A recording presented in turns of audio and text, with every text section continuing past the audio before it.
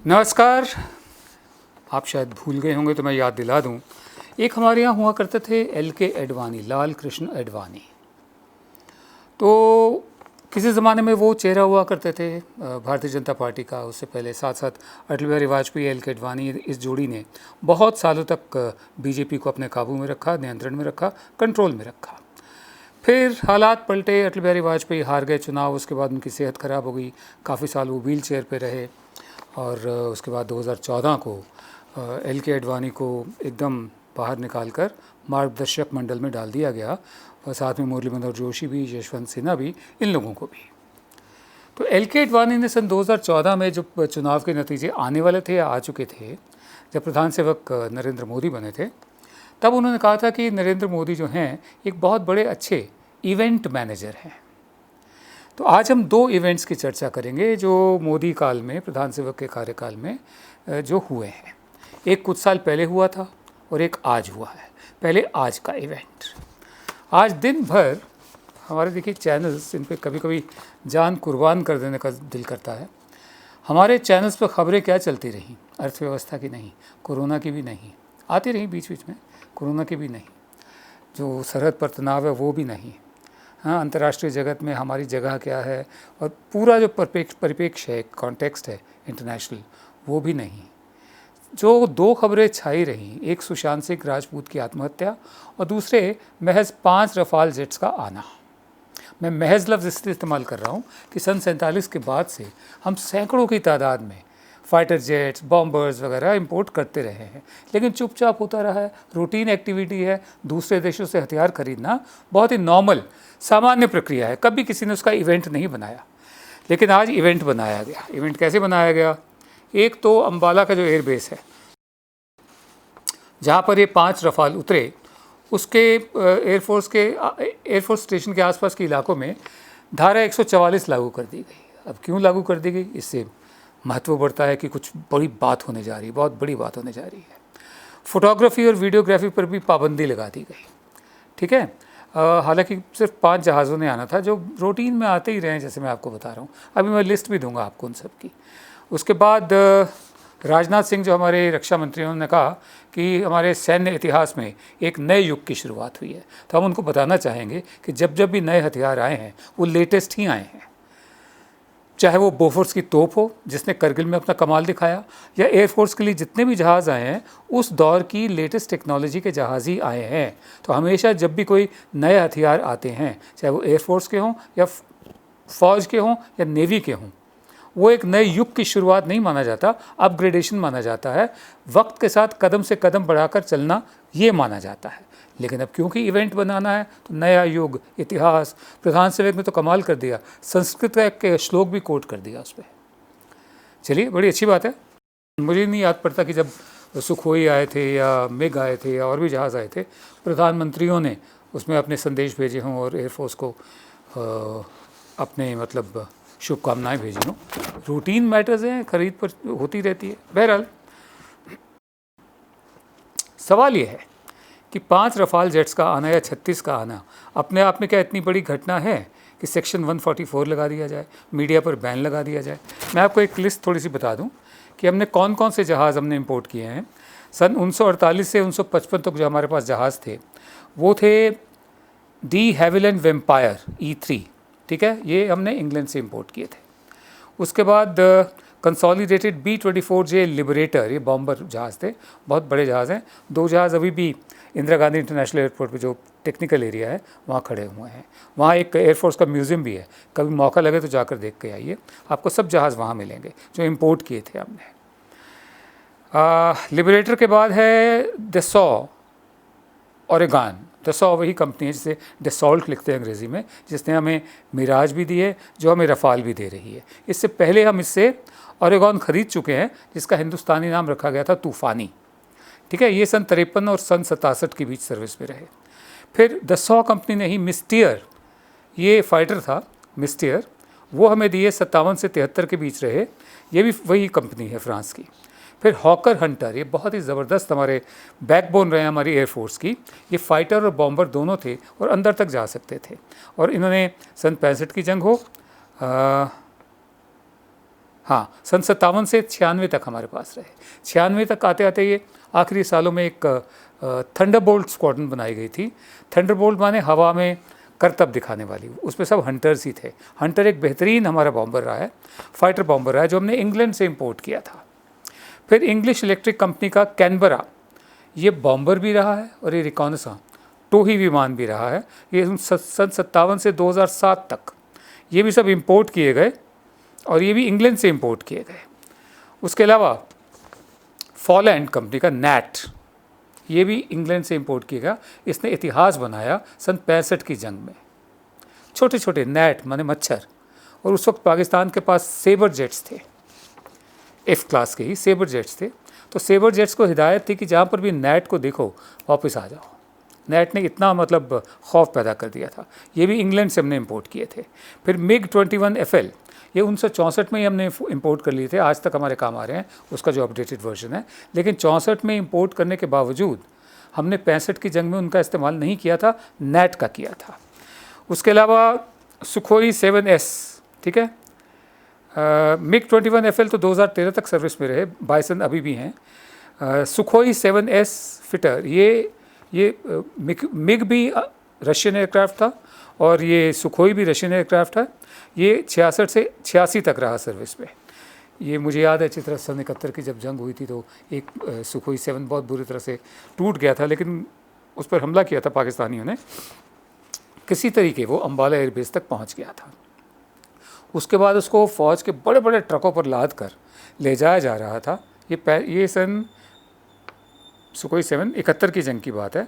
हम लोग रात को ड्यूटी दिया करते थे, ब्लैकआउट हुआ करता था, तो हमने उस वक्त देखा था बहुत बड़े ट्रक में ले जाया जा रहा है और उसकी जो टेल है वो पीछे से टूटी हुई थी। बहरहाल ये भी रूस से इंपोर्ट किया गया था। फिर मिग 23BN फाइटर बॉम्बर सन 81 से 2009। फिर मिग 23MF, ये भी रशिया से इंपोर्ट, USSR से इंपोर्ट किया गया, सन 82 और 2007 के बीच रहा है इस सर्विस में। फिर मिग 27 सन 85 से 2009, अब मिग 29 मंगाया जा रहा है। और मैं आपको बता दूं कि इनमें से बहुत सारे जहाज़ ऐसे हैं जहां पर मैन्युफैक्चरिंग यहाँ पर भी की गई है। शुरू में तो बहुत बड़ी तादाद में ये बनी बनाई हालत में आए इन फ्लाई अवे कंडीशन। उसके बाद HAL, हिंदुस्तान एरोनॉटिकल्स लिमिटेड ने बहुत से जहाज़ यहाँ पर बनाए हैं, ठीक है। साथ में गारंटी हमेशा सॉवरिन गारंटी भी रही है। सॉवरिन गारंटी का मतलब ये होता है कि जिस कंपनी से आप जहाज़ खरीद रहे हैं, अगर वो अपना कॉन्ट्रैक्ट पूरा ढंग से ना करे तो सरकार वहाँ की दखल देगी, इसमें इंटरवीन करेगी। जो मौजूदा रफ़ाल हैं इसमें कोई सॉवरिन गारंटी नहीं है। बहरहाल मिग 27 के बाद फिर हमने सुखोई भी मंगाए। अब ये तो पुराने जहाज़ में आपको बता रहा हूँ जो इंपोर्ट किए गए, कोई इवेंट नहीं बनाया गया, रूटीन परचेज थी।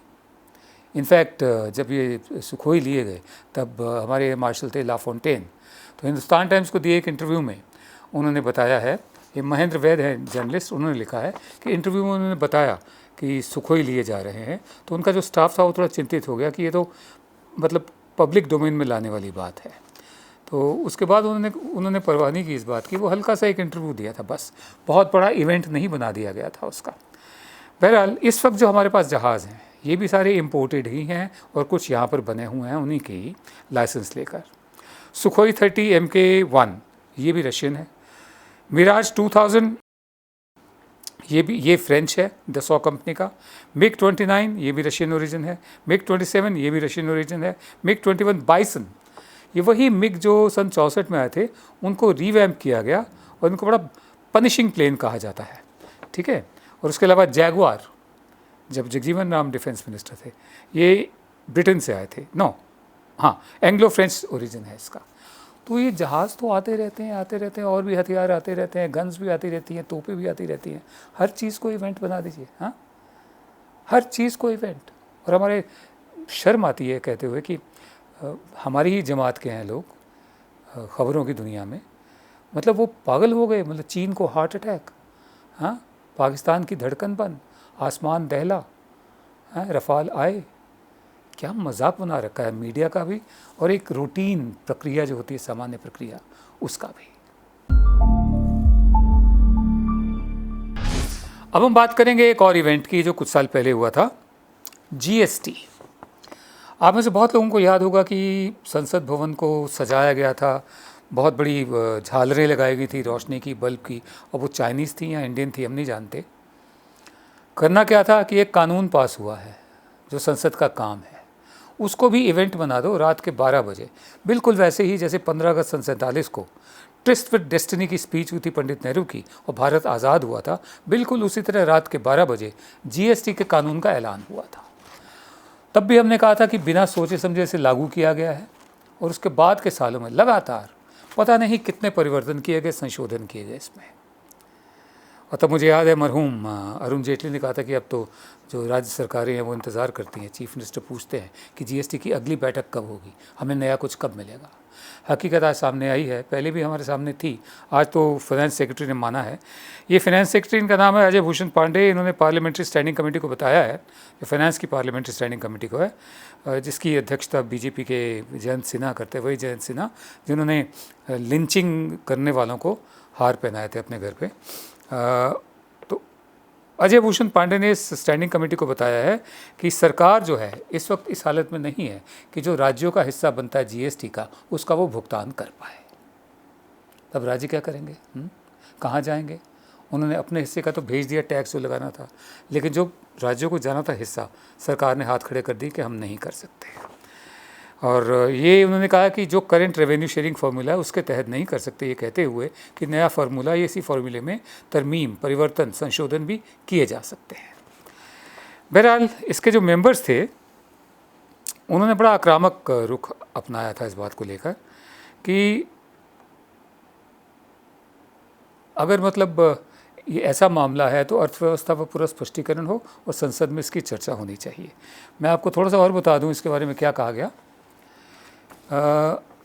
कम से कम 2 सदस्यों के मुताबिक इसका जिम्मा जो है कोरोना वायरस महामारी और लॉकडाउन की वजह से रेवेन्यू की कमी पर फाइनेंस सेक्रेटरी ने टिप्पणी की, जीएसटी के स्ट्रक्चर पर नहीं। उन्होंने कोरोना पर जिम्मा डाला और उसके अलावा लॉकडाउन, चलिए माना तो सही कि लॉकडाउन से अर्थव्यवस्था और ख़राब हुई है, लेकिन जीएसटी के स्ट्रक्चर पर बात नहीं करी उन्होंने। तो आगे उन्होंने कहा है,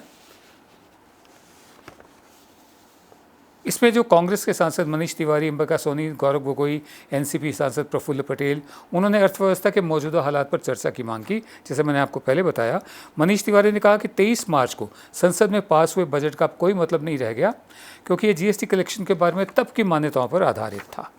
उन्होंने कहा कि ओवरऑल राजस्व कमी पर सरकार की तरफ से कोई स्पष्टता भी नहीं आई है।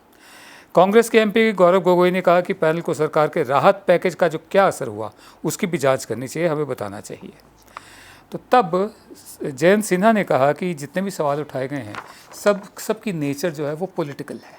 अब पॉलिटिकल क्या नहीं है भाई, क्या आप अर्थव्यवस्था को पॉलिटिक्स से अलग कर सकते हैं? जितने भी फैसले होते हैं अर्थव्यवस्था को लेकर, नीतियाँ बनती हैं, वो सब राजनीति को जहन में रखकर किए जाते हैं। दरअसल पॉलिटिकल शब्द का ना हमने एक मजाक बना के रख दिया है, एक पेजोरेटिव जैसे होता है ना, उपहास्य, मतलब हास्यास्पद। अरे ये तो पॉलिटिकल है, अरे ये तो क्या लिबरल है, अरे ये तो सेक्युलर है, मतलब हर शब्दों का मजाक हमने बना कर रख दिया है। बिल्कुल पॉलिटिकल हैं ये सवाल जो उठाए गए हैं, क्योंकि अर्थव्यवस्था हमारी राजनीति से जुड़ी हुई है। बहरहाल हकीकत सामने आई है, इवेंट बहुत बड़ा बनाया था, अब इसके बारे में चूं तक की आवाज़ नहीं निकल रही किसी के भी मुंह से। रोज़ की तरह विनोदवा शो का समापन एक कविता से। आज अल्लामा इकबाल की एक कविता है, थोड़ा सा समझाना भी पड़ेगा उन लोगों को जिन्हें उर्दू के अल्फाज नहीं आते। तो अल्लामा इकबाल फरमाते हैं, पिला दे मुझे वो मैं पर्दासोज़। मैं पर्दासोज़ माने पर्दे के पीछे छिपी हुई जो मैं होती है, शराब कहते हैं जिसे, हाँ, जो पर्दे के पीछे छुपी हुई है। ये आम वो नहीं कि जो बोतलों से निकाल कर लोग वाक पिया करते हैं, हम भी पीते हैं, वो नहीं। पिला दे मुझे वो मैं पर्दासोज़ कि आती नहीं फसले गुल रोज़ रोज़। मैं इस वक्त जवान हूँ, ठीक है, फसले गुल मतलब फूलों की फसल है, नई पौध भी है पूरे मुल्क में, तो एक ऐसी मैं हमें पिला जिसकी हकीकत पर्दे के पीछे छुपी हुई है। पिला दे मुझे वो मैं पर्दासोज़ के आती नहीं फसले गुल रोज़ रोज़। वो मैं जिसमें है सोज़ो साज़े अज़ल, जिसमें अनंत काल का सोज़ है, दर्द है। वो मैं जिसमें है सोज़ो साज़े अज़ल, वो मैं जिससे खुलता है राज़े अज़ल, अनंत काल का राज खुलता हो। उठा साकिया पर्दा इस राज से। मैं कमज़ोर हूँ, निरीह हूँ, लेकिन उठा साकिया पर्दा इस राज से, लड़ा दे ममोले को शहबाज से। ममोला छोटा पंछी होता है, उसको शहबाज से लड़ा दे। गुरु गोविंद सिंह ने कहा था, चिड़ियों से मैं बाज लड़ाऊं तब गुरु गोविंद नाम कहाऊं, लड़ा दे ममोले को शहबाज से। आगे कहते हैं, ज़माने के अंदाज बदले गए, नया राग है साज बदले गए, पुरानी सियासत गिरी ख्वार है, ज़मीं मीर सुल्तान से बेजार है, नवाबों से, राजे रजवाड़ों से, नए राजे रजवाड़ों से, कॉरपोरेट से, ज़मीं मीर सुल्तान से बेजार है। आगे कहते हैं, समझता है तू राज है ज़िंदगी, समझता है तू राज है ज़िंदगी, फ़कत ज़ौक़ परवाज़ है ज़िंदगी। सिर्फ ऊंचा और भी ऊंचा उड़ने की जो ख्वाहिश है ज़िंदगी, वो है। ये मौज नफ़स क्या है, ये सुनने वाला शेर है।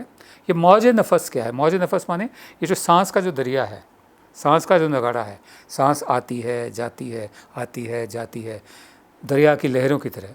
ये मौज नफ़स क्या है? मौज दरिया की मौज की तरह। ये मौज नफ़स क्या है? तलवार है। खुदी क्या है? खुदी माने अहम भाव नहीं, खुदी माने अपने वजूद का एहसास, अपना इकबाल। ये मौज नफ़स क्या है? तलवार है। खुदी क्या है? तलवार की धार है। खुदी क्या है? तलवार की धार है। खुदी का नशेमन, इसका जो घर है, घोंसला है, खुदी का नशेमन तेरे दिल में है कि जैसे फलक, जैसे पूरा आसमान और ब्रह्मांड, कि जैसे फलक आँख के तिल में है। ये अगर भगवान है या परवरदिगार है तो उससे आँख में आँख मिलाकर बराबरी के स्तर पर बात करने का एक लेसन है, एक पाठ है, एक सबक है, जो कम से कम हम अपने नेताओं और नौकरशाहों पर लागू तो कर ही सकते हैं। बराबरी से आँख में आँख मिलाकर बात करना। नमस्कार।